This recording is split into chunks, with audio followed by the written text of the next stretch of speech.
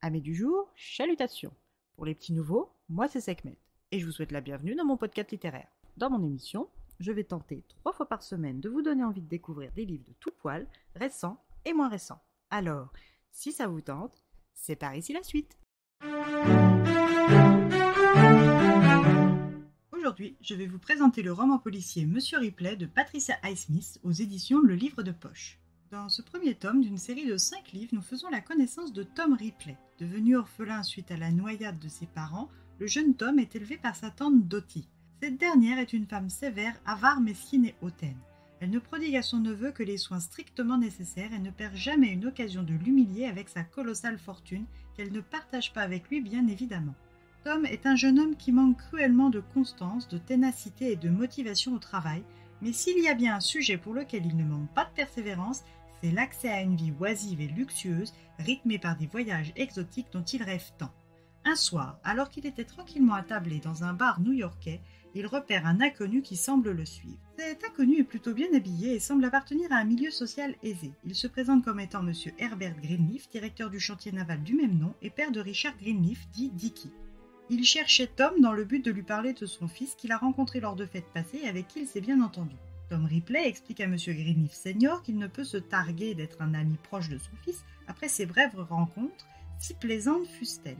Mais Herbert Greenleaf balaye l'argument en père désespéré et en mari inquiet pour son épouse mourante qu'il est et continue de traiter Tom Ripley comme si son fils et lui avaient été les meilleurs amis du monde. Cela fait plusieurs années que Dickie est parti en Italie faire de la peinture. Il s'est installé dans un petit village du nom de Montgibello où il a acheté une maison voisine à son ami proche, Marsh Sherwood. Dans les lettres qu'il adresse à sa mère, il ne fait aucune mention de son éventuel retour en Amérique et prolonge sans cesse son séjour italien. Monsieur Greenleaf Senior veut le retour de son fils plus que tout et tient tout particulièrement à le voir embrasser son héritage professionnel en mettant son talent d'artiste au service des ateliers de dessin et de conception de l'entreprise paternelle. C'est pour ces raisons qu'il tient à envoyer Monsieur Ripley en Italie pour qu'il lui ramène son fils. Tom accepte la mission et part en direction de l'Italie aux frais de la princesse, ou plutôt de Monsieur Herbert Greenleaf. Tom compte bien profiter de cette opportunité pour vivre sa meilleure vie et accessoirement en obtenir davantage encore. À son arrivée dans le petit village de Montgibello, l'accueil de Richard Greenleaf est frais, voire froid. Ce dernier sait par le courrier qu'il a reçu de son père qu'une connaissance à lui est censée arriver et qu'il est supposé en être ravi.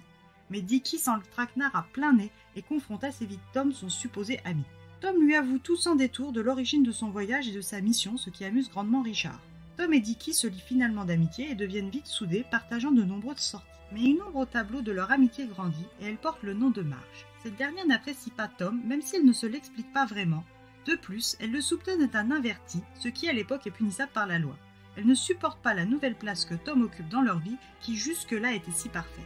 Elle en parle à Dickie, qui ne prête que très peu d'intérêt à ses considérations, et part en excursion avec Tom du côté de San Reno. Les paroles de Marge tournent dans sa tête et leur rendent d'humeur maussade et traînante, ce qui agace passablement son acolyte Tom. Tom étant de nature peu patiente et avide, il ne veut surtout pas perdre ce qu'il a réussi à obtenir grâce au Greenleaf père et fils, et il sent que ce séjour à Reno peut tout lui reprendre, ou au contraire, lui en donner davantage. Êtes-vous prêt à découvrir jusqu'où Tom Ripley est prêt à aller pour conserver ce qu'il estime être son dû ? Durant la lecture très descriptive de ce roman policier psychologique, il y a un sentiment de torpeur qui s'installe, comme si la chaleur italienne pesait sur l'action, nous donnant le sentiment qu'il ne se passe pas grand-chose. La présence limitée de dialogue enracine cette sensation, mais lorsque l'on fait le bilan de sa lecture, on se rend compte que ce n'est pas l'action qui manque et qu'en bout du compte, on a envie de continuer à suivre M. Tom Ripley dans ses aventures. Pour ma part, c'est une lecture en 2 temps. Dans le premier temps, l'absence de dialogue rythmant et de nombreuses scènes m'ont manqué et m'ont donné un sentiment de longueur et de lenteur. Puis dans un second temps, je me suis aperçu que le format narratif m'avait aidé à m'attacher au personnage de M. Ripley et à vouloir le retrouver dans ses autres aventures. Je me suis surprise à en vouloir plus, ce qui rend globalement ma lecture positive. Je vous recommande de laisser sa chance à ce polar psychologique, même si vous êtes un actif survolté comme moi. Et bien voilà, j'en ai fini pour aujourd'hui. J'espère que cet épisode vous aura plu et vous aura donné des nouvelles idées de lecture. Si vous souhaitez découvrir d'autres petits bonbons littéraires tout droit sortis de ma bibliothèque, je vous retrouve le jeudi 22 septembre prochain pour un nouvel épisode. Et si d'ici là je vous manque de trop, n'hésitez pas à me rejoindre sur mon compte Instagram @leslecturesdesekhmet. Sur ce, chalut les amis et à la prochaine.